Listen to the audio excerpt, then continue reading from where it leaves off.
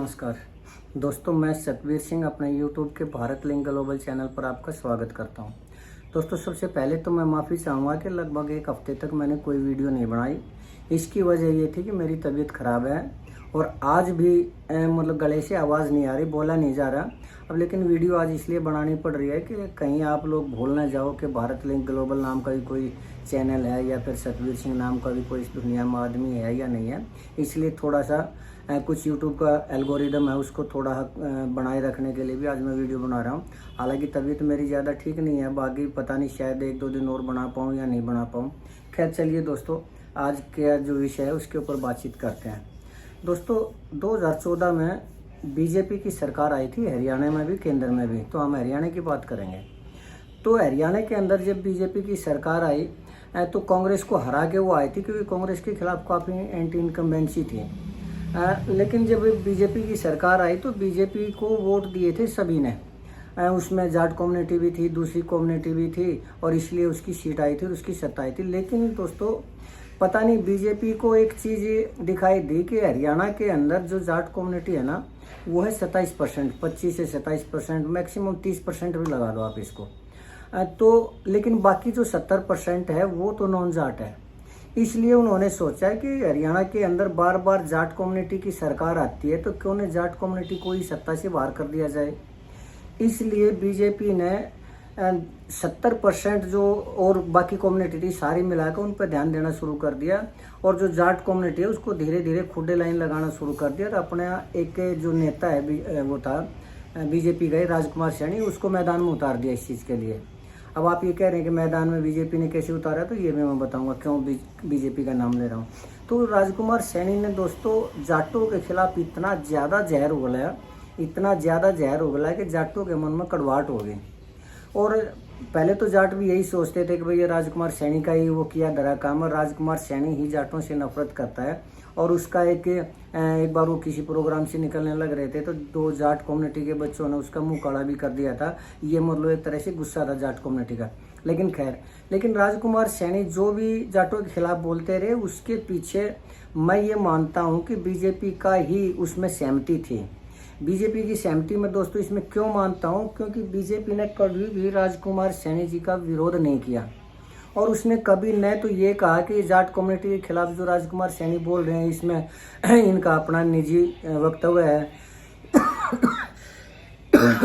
Sorry, या फिर कभी उसने ये नहीं कहा कि ये पार्टी का स्टैंड नहीं है या पार्टी का इसमें कोई विचारधारा नहीं है, ये उसकी व्यक्तिगत, मतलब ऐसा कुछ भी नहीं किया बीजेपी ने। और उस टाइम मुख्यमंत्री आए थे मनोहर लाल खट्टर जी।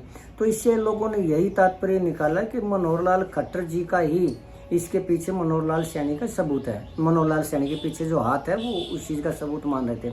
और इससे एक बार और भी सिद्ध होता है कि कोई भी आदमी जब किसी, हमारे संविधान के अंदर ये अलाउ नहीं है कि कोई भी आदमी किसी धर्म विशेष के खिलाफ, किसी जाति विशेष के खिलाफ या किसी कम्युनिटी समुदाय या किसी जेंडर के खिलाफ कोई बात कहे, उसमें सजा का प्रावधान होता है। लेकिन कभी भी बीजेपी ने राजकुमार सैनी के खिलाफ कोई भी एक्शन नहीं लिया, न कानूनी रूप से, न पार्टी के लेवल के ऊपर, और न ही अपने निजी विचारधारा के ऊपर। तो राजकुमार सैनी वो करते रहे, उसके खिलाफ, जाटों के खिलाफ बोलते रहे, और हरियाणा के अंदर जाट वर्सेस नॉन जाट का जो माहौल है वो बनता रहा लगातार।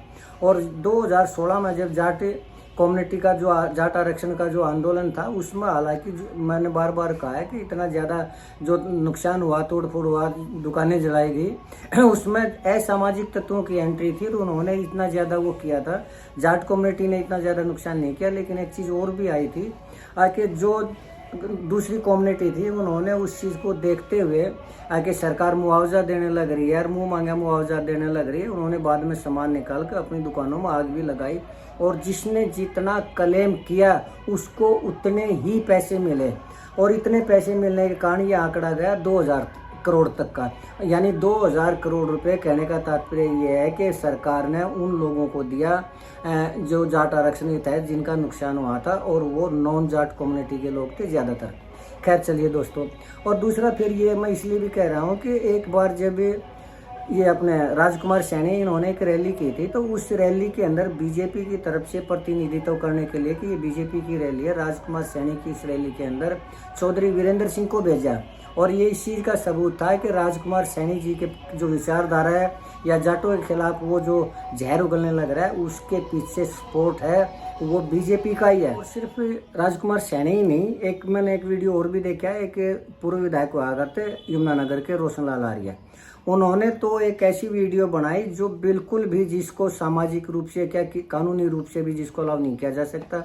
उसमें रोशनलाल आर्य ने खुलेआम एक प्रार्थना सभा का आयोजन किया और उसमें ये प्रतिज्ञा दिलवाई नॉन जाट कम्युनिटी को, यानी 35 बिरादरी को, कि वो रोजाना सवेरे शाम 5-5 मिनट निकाल के जाट कम्युनिटी के विनाश की कामना करेंगे। ये स्पष्ट रूप से समाज को बांटने का एक संदेश था। उस रोशनलाल आर्य के ऊपर भी कभी भी बीजेपी ने कोई भी कार्रवाई नहीं की। तो इससे लोगों ने यही अर्थ निकाला कि उसके पीछे बीजेपी का ही सपोर्ट है, और जो जाट वर्सेस नॉन जाट का है वो बीजेपी ने ही किया था। इससे ये सिद्ध होता है। खैर दोस्तों, वो तो थी पुरानी बात। अब बात करते हैं हम वर्तमान समय की। वर्तमान समय में नायब सिंह सैनी जी को सभी लोग पसंद करते हैं और ये मानते हैं कि भाई वो जाति से ऊपर उठकर उसके पूरे हरियाणा की जितनी भी कम्युनिटी, जो भी लोग हैं, वो उनका मान सम्मान भी करते हैं और समान रूप से उनका काम भी करते हैं उनका। और वो जब सोते हैं तब जब जितने भी उनसे मिलने गए हों, वो उन लोगों का काम करके ही सोते हैं। यानी कहने का मतलब ये है, नायब सिंह सैनी जी के बारे में ये महसूस हो रहा था कि वो जाट वर्सेस नॉन जाट का तो मतलब ही नहीं, वो हर जाति को एक समान रूप से देखते हैं और काम करते हैं। लेकिन दोस्तों, पिछली बार एक वीडियो देखी मैंने कुछ दिन पहले, उसमें एक रामचंद्र जांगड़ा है। रामचंद्र जांगड़ा राज्यसभा के सदस्य है हरियाणा में। मैं उनके बारे में थोड़ा बताऊं। ये वही रामचंद्र जांगड़ा है जिन्होंने पहलगाम के ऊपर ये कहा था कि हिंदुस्तान की जो औरतें हैं ना, वो कायर हैं, और वो पहलगाम होता ही नहीं अगर वो उन आतंकवादियों से भिड़ जाती और उनकी जो AK-47 थी उनको छीन कर उन्हीं को मार देती। यानी एक आम गृहिणी औरत, वो उसको ये कल्पना कर रहे हैं कि वो ट्रेंड कमांडो से नहीं लड़ी तो वो कायर हैं और उन्हें लड़ना चाहिए था। यानी जिनके सामने सेना को भी लड़ने में पसीने आते हैं, वो इतने ट्रेंड होते हैं और उनके सामने ये कहते हैं, रामचंद्र जांगड़ा कह रहे हैं कि कायर थी वो।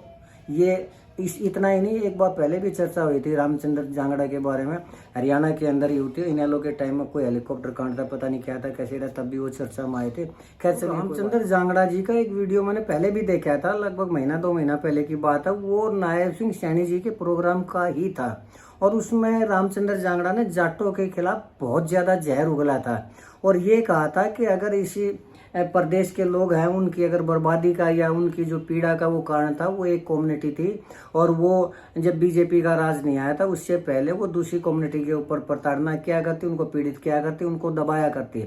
यानी वो जाटों के बारे में कहने लग रहे थे कि, और अब ये कहने लग रहे थे कि अब उन लोगों के लिए किसी भी तरह की हरियाणा के अंदर कोई गुंजाइश नहीं है। और उस प्रोग्राम में भी मैंने देखा था, नायब सिंह सैनी जी उनकी बातों को सुनकर मुस्कुराने लग रहे थे, हंसने लग रहे थे।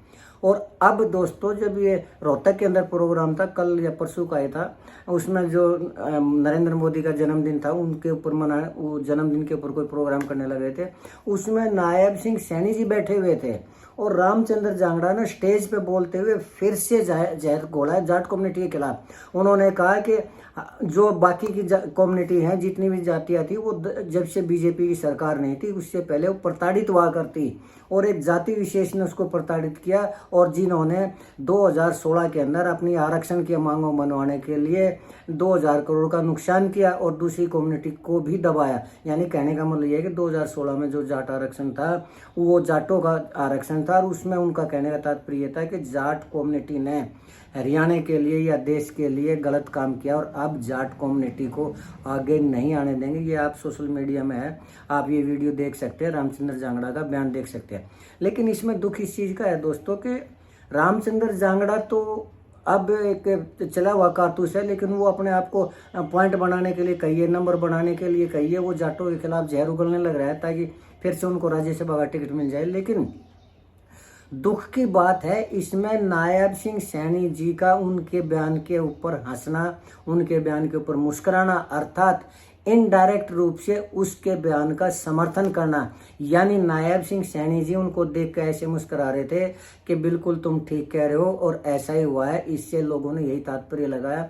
तो क्या नायब सिंह सैनी जी है वो मनोहर लाल खट्टर जी की ही परंपरा को आगे बढ़ाने लग रहे हैं, या उनकी भी ये सोच है कि अब जाट कम्युनिटी को नहीं आने देंगे हरियाणा के अंदर, उसकी सत्ता नहीं आने देंगे, उनके विधायक नहीं आने देंगे, उनके लोकसभा के सदस्य नहीं आने देंगे, यानी उनको राजनीतिक रूप से बिल्कुल खत्म कर दिया जाएगा। क्या इसके पीछे नायब सिंह सैनी जी की भी सोच है? अगर ऐसा है तो ये बड़े दुख की बात है दोस्तों, और ये दुख की बात जाट कम्युनिटी के लिए है कि जब बीजेपी बार बार क्लियर ये दिखा रही है कि हम जाट कम्युनिटी को बिल्कुल सत्ता से बाहर कर देंगे, राजनीतिक रूप से उनका खात्मा कर देंगे, फिर भी जो जाट नेता या जो जाट कम्युनिटी के लोग बीजेपी को समर्थन देते हैं, तो ये मैं नहीं समझ पा रहा कि क्या सोच है उन लोगों की, जबकि बीजेपी तो क्लियर रूप से बार बार दिखाने लग रही है कि हम जाटों को बाहर कर देंगे, जाटों को कोई स्थान नहीं है बीजेपी के अंदर या राजनीति के अंदर, उनको सामाजिक रूप से, आर्थिक रूप से, राजनीतिक रूप से बिल्कुल खत्म कर देंगे। ये कहीं ना कहीं ये दिखाने लग रही है, कभी राजकुमार सैनी के थ्रू दिखाने लग रही है, तो कभी रामचंद्र जांगड़ा के थ्रू दिखाने लग रही है, और कल को रामचंद्र जांगड़ा की बजाय कोई और भी आ जाएगा तो उसकी तो पॉलिसी ये है Jat versus non Jat, Jat versus 35 बिरादरी का किसने नारा दिया था, किसके टाइम पे नारा हुआ था? ये सिर्फ बीजेपी के टाइम पे हुआ था। बीजेपी ने अपनी विचारधारा स्पष्ट बता दी है, उसके बावजूद भी जो लोग बीजेपी में जाते हैं जाट कम्युनिटी के लोग, तो मैं तो यही कहूँगा कि उनको कम से कम अपना डीएनए तो चेक करवा ही लेना चाहिए। खैर चलिए दोस्तों, अपनी अपनी विचारधारा है, जो बीजेपी में जाते हैं उनकी अपनी विचारधारा होगी, और जो नहीं जाते उनकी अपनी विचारधारा होगी, मेरी अपनी विचारधारा। लेकिन मैंने जो कुछ भी कहा है पब्लिक डोमेन के अंदर जो भी आया उसी के बेस के ऊपर कहा है मैंने। बाकी आपको क्या लगता है, कैसे लगता है, ये आप जाने दोस्तों, आपका काम। लेकिन फिलहाल आज के लिए इतना ही। मुझे उम्मीद है कि आपको मेरा ये वीडियो पसंद आया होगा। अभी दोस्तों मेरी थोड़ी तबीयत इतनी ज़्यादा अलाउ नहीं करती कि मैं वीडियो और बनाऊँ, शायद 1-2 दिन का गैप बीच में हो रहेगा, उसके बाद बनानी शुरू करूँगा। लेकिन आज एक मुद्दा ऐसा था कि इससे थोड़ा मुझे ये लग रहा था कि जाट कम्युनिटी का बहिष्कार किया जा रहा है आर्थिक, सामाजिक और राजनीतिक रूप से, तो इसलिए थोड़ा रुका नहीं गया। खैर दोस्तों, मुझे उम्मीद है कि आपको मेरा ये वीडियो पसंद आया होगा। अगर आपको लगता है कि मैं ठीक कह रहा हूँ तो आप मेरे इस वीडियो को लाइक करें, शेयर करें और कमेंट जरूर करें दोस्तों, और मेरे वीडियो को हाइप जरूर करें। और अगर आपको लगता है कि मैं गलत बोल रहा हूँ तो भी आप कमेंट करके बताएं कि मैं गलत बोल रहा हूँ। लेकिन फिर भी आपने मेरा ये वीडियो देखा, इसके लिए आपका बहुत बहुत धन्यवाद। चलते चलते एक निवेदन करना चाहूँगा कि आप मेरे इस चैनल को सब्सक्राइब जरूर करें दोस्तों। उसके साथ ही नमस्कार, जय हिंद, जय भारत।